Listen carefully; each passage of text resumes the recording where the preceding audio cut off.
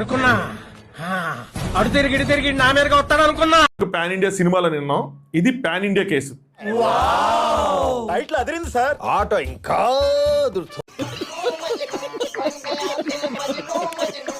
మన తెలుగు రాష్ట్రాలతో పాటు పొరుగు రాష్ట్రాల్లో కూడా ఈ యూకే వీసా స్కామ్లు ఏవైతే ఉన్నాయో ఆరోపణలు, వాటి మీద బాధితులు కేసెస్ ఫైల్ చేస్తున్నారు.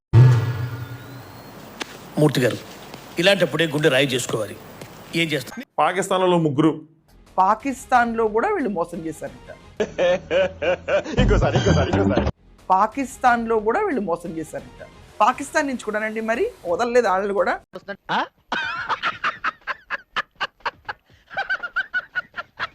సో మనకి శత్రు దేశాలు మిత్ర దేశాలను కూడా వదిలేసేసి వీళ్ళ బిజినెస్ కి వీళ్ళు బిజీగా ఉన్నారు. అంటే ఏంటని అబ్బా వాడు మళ్ళీ మోసం చేశాడు రా.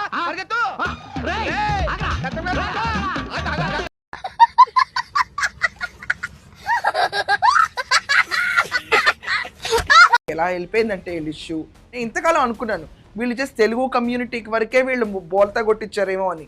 లేదు, దేశాలు ఖండాలు కూడా దాటిపోతున్నారు వీళ్ళు.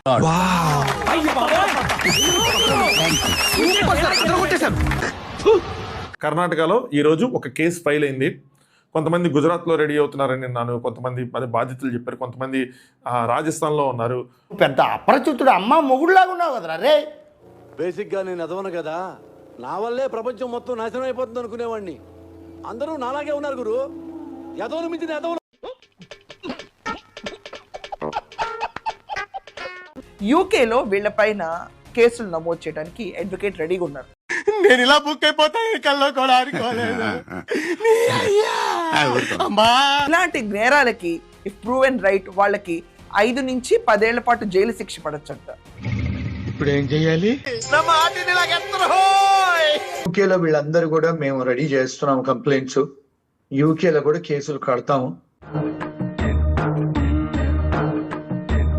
అన్నా మేమందరం మస్తు ఫీల్ అవుతున్నామన్నా. ఈ నేరాలన్నిటి కూడా 10 years జైల్ టర్మ్ ఉందండి. ఇమిగ్రేషన్ వాళ్ళు కూడా ప్రాసిక్యూట్ చేస్తారు. వాళ్ళ ఏదైనా వీసాలు ఉన్నా కూడా వాళ్ళ పాస్పోర్ట్ కూడా రద్దయ్యే ఛాన్సెస్ ఉన్నాయి. ఇప్పుడు మీరేం చేయబోతున్నారు? ఉచ్చోసుకుంటాడు లేకపోతే ఊరేసి చస్తాడు. మధ్యలో నీకు ఎందుకయ్యా? బాగా అడిగానా కాదా?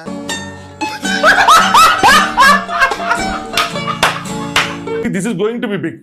నేను డే 1 నుంచి చెప్తున్నాను, this is going to be big big big అని.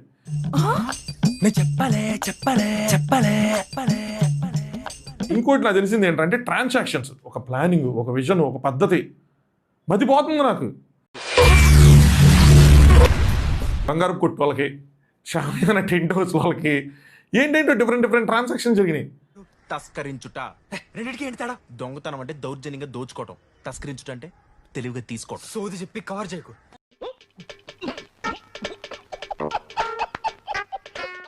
ఒకటి ఏంటంటే మీరు మాకు ఎలాగో ఇవ్వాలి కదా, దేనికో దానికి సో ఇవ్వాలి కదా, మీరు పలానా వాళ్ళకి ఇచ్చేయండి. ఓ ప్లానింగ్, ఓ పద్ధతి, ఓ విజన్ ఎలా ఉన్నారో చూడు. ఒక్కొక్కరి దగ్గర ఇండియన్ మన తెలుగు వాళ్ళు అయితే వాళ్ళు చెప్పింది 15 లక్షలు, అదే గుజరాత్ వాళ్ళు అయితే 40-80 లక్షలు.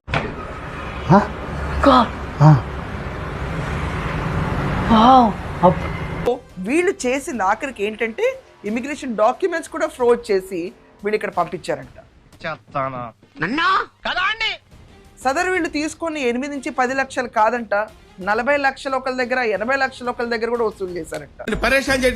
ఫైనాన్స్ చేస్తున్నాను, ఇది వ్యాపారం. వీళ్ళ పైన విపరీతంగా పుంకాలుగా బాధితులు బయటకు వస్తున్నారు. చాలా కంపెనీలు వీళ్ళు క్లోజ్ చేశారు, కానీ ఎక్కడా మొహాట్ పడకుండా నాకు ఇష్యూతో సంబంధమే లేదు అన్నట్టు నందూస్ వరల్డ్ ఫేస్బుక్ లో మాత్రం ఆవిడ పాత వీడియోలు పోస్ట్ చేస్తానే ఉంది. ఉందా నీకు? నాకు లేదు. అదే మరి ఉందా అంటున్నా.